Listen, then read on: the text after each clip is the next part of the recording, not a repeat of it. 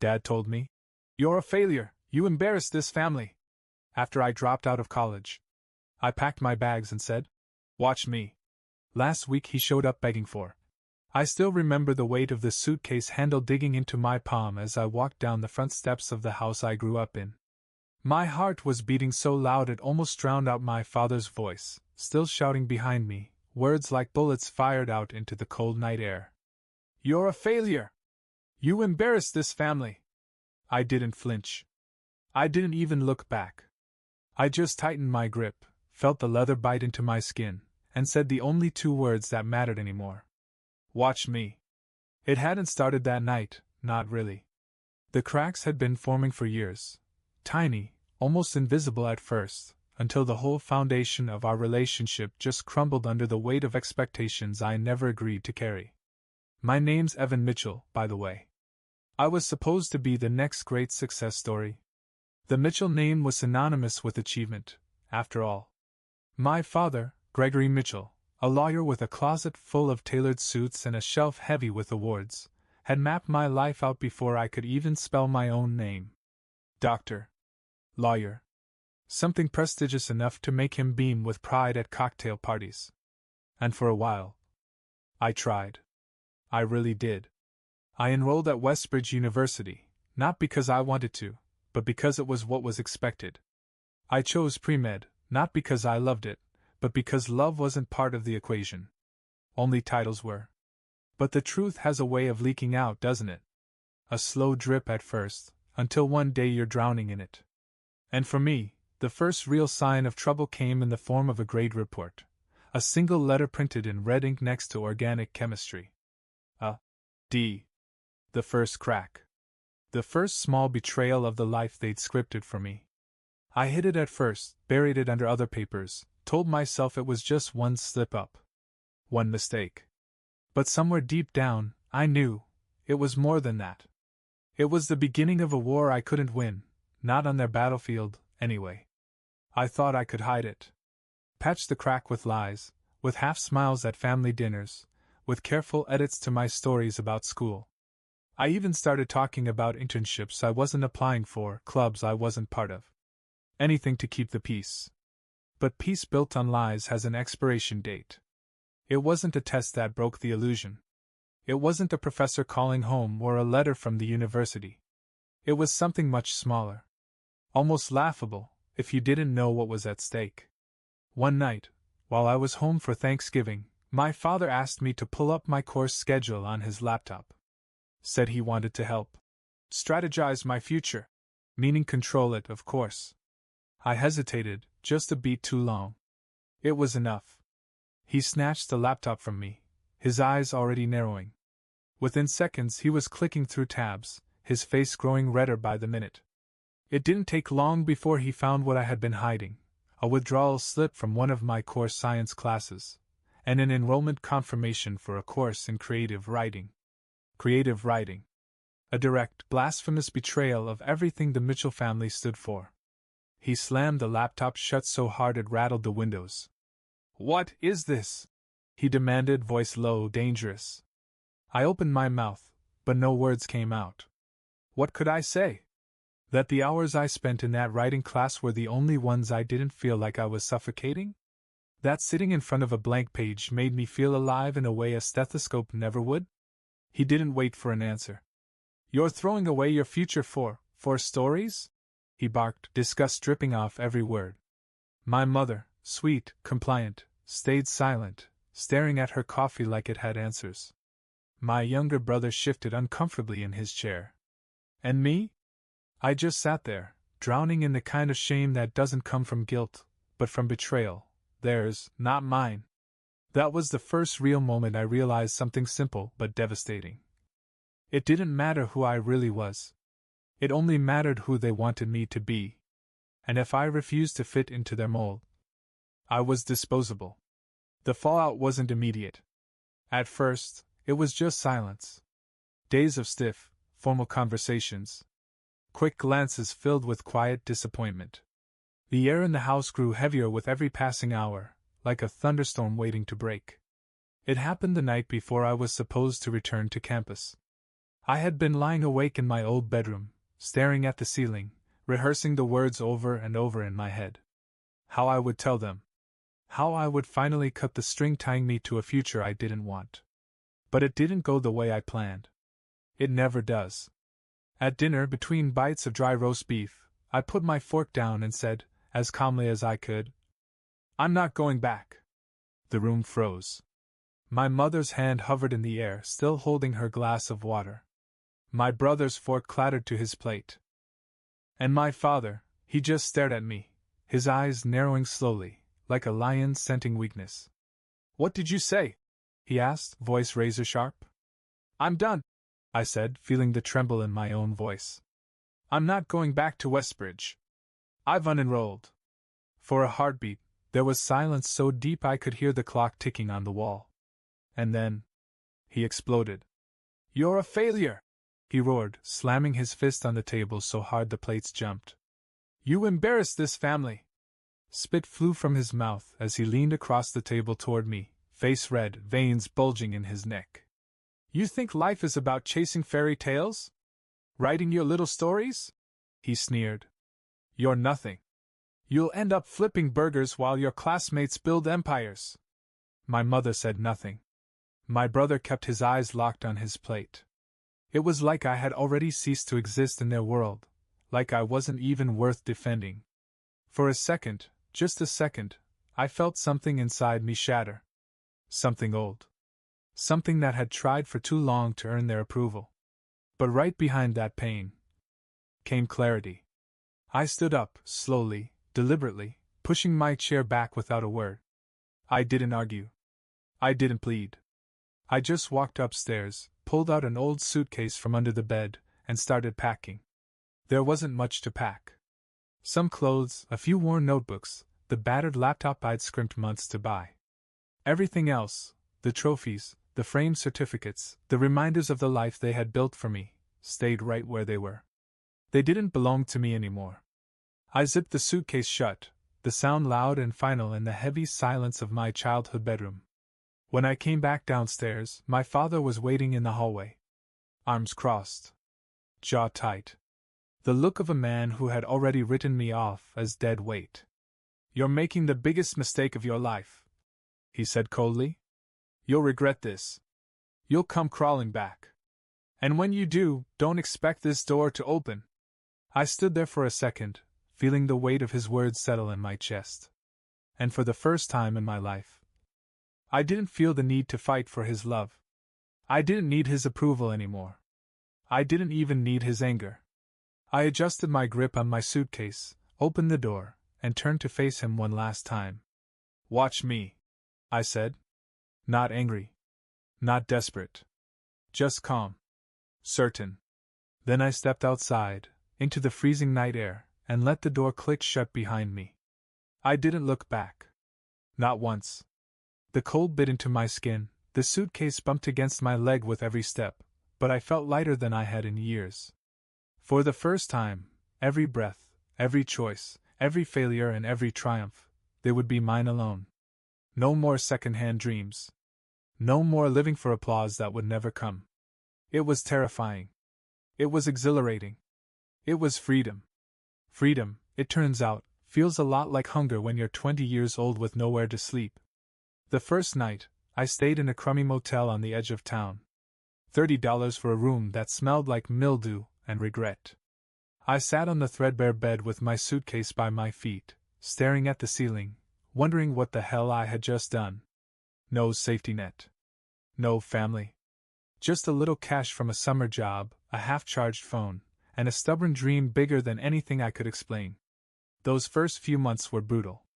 I picked up shifts wherever I could, loading docks, coffee shops, landscaping in the dead heat of summer. I slept in the back seat of a used car I bought for $500 cash.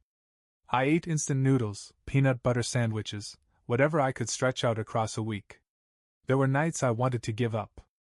Nights I stared at my reflection in gas station bathroom mirrors, fighting the urge to call home, to hear some familiar voice. But I didn't. Not because I didn't miss them. Not because it didn't hurt. But because somewhere deep inside me, I understood that if I turned back now, I'd never get away again.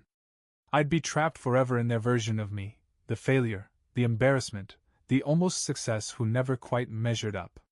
So I stayed the course. Little by little, brick by brick, I built something real.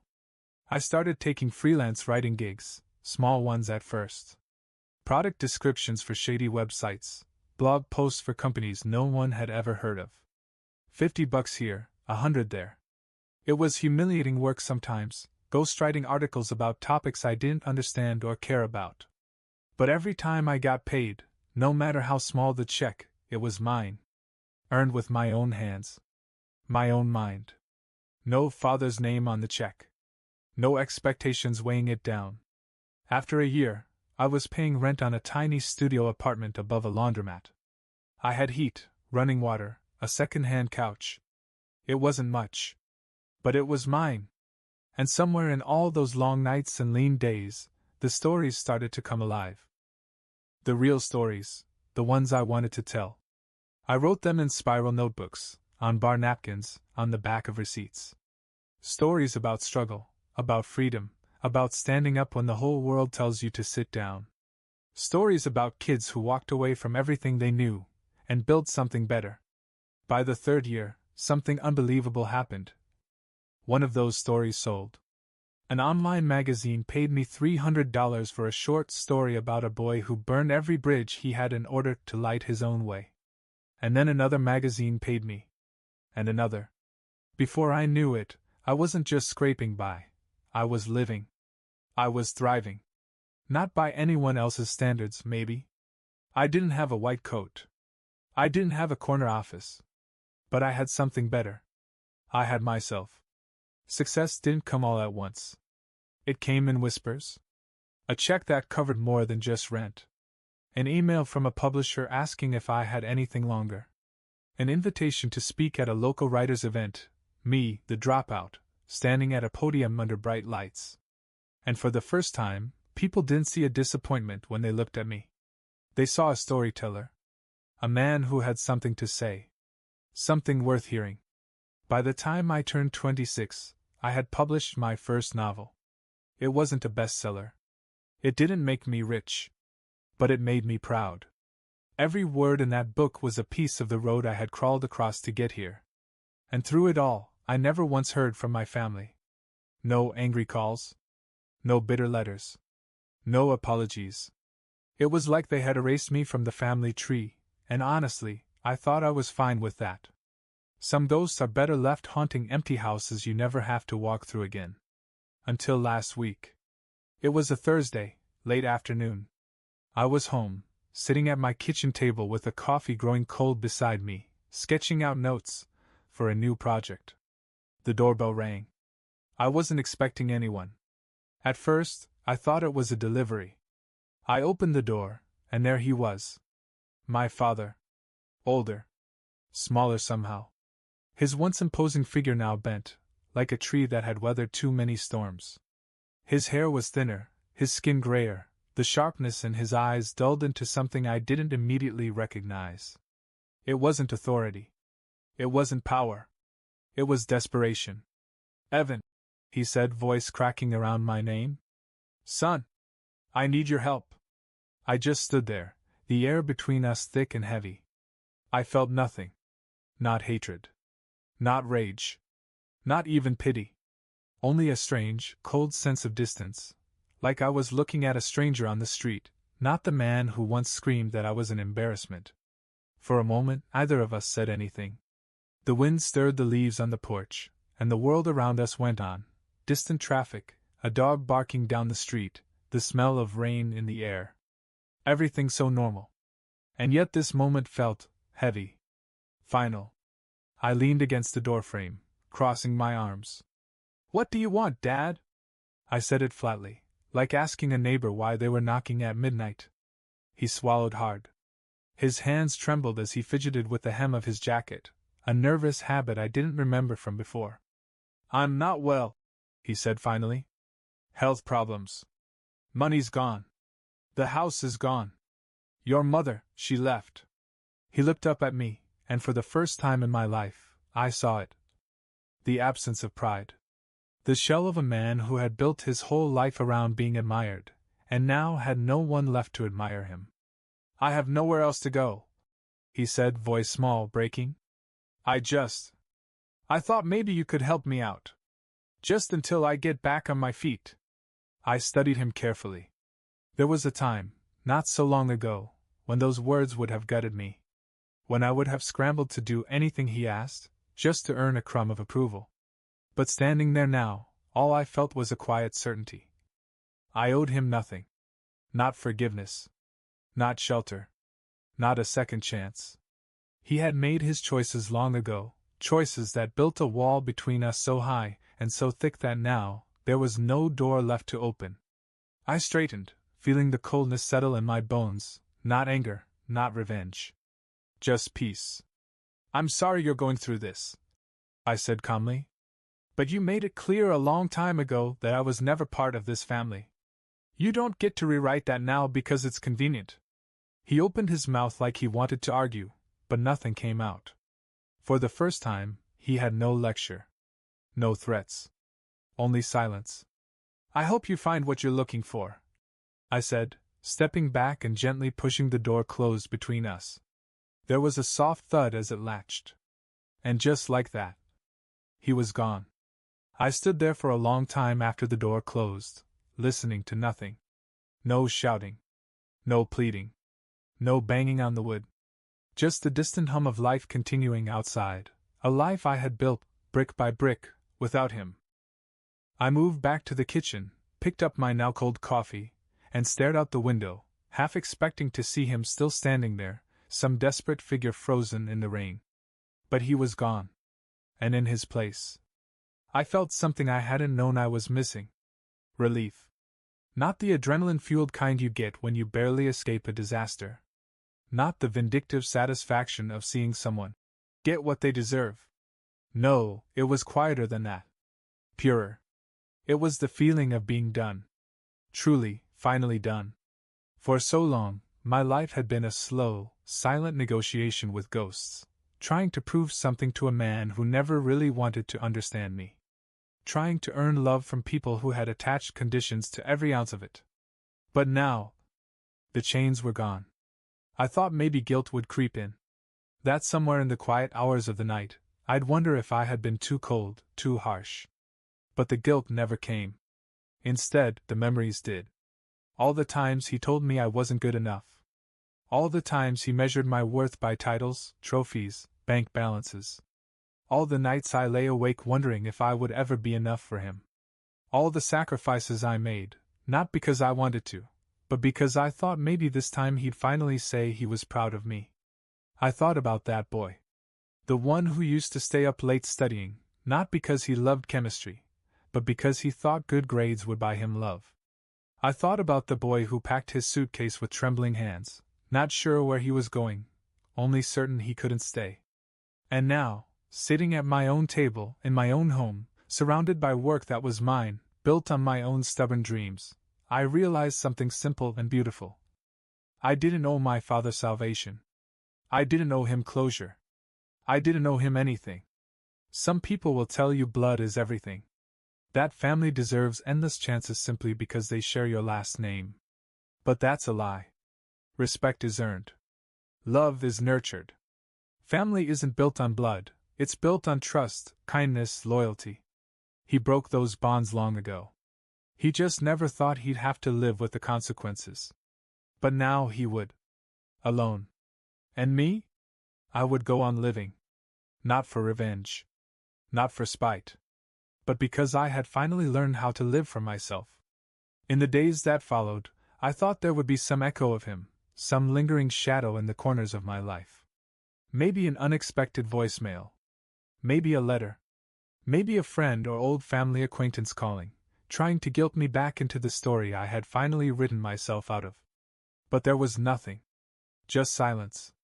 And in that silence, I found a kind of peace I'd never known growing up. Mornings were quieter. Coffee tasted better. My shoulders felt lighter, as if I had been carrying an invisible backpack full of stones for years without even realizing it. I went back to my writing, to my work, to the life I had fought for, but it all felt different now. Like I wasn't chasing anything anymore. I wasn't trying to outrun the past. I wasn't trying to prove anything. I was just living. And for the first time, I understood something I wish someone had told me years ago. Walking away doesn't make you cruel.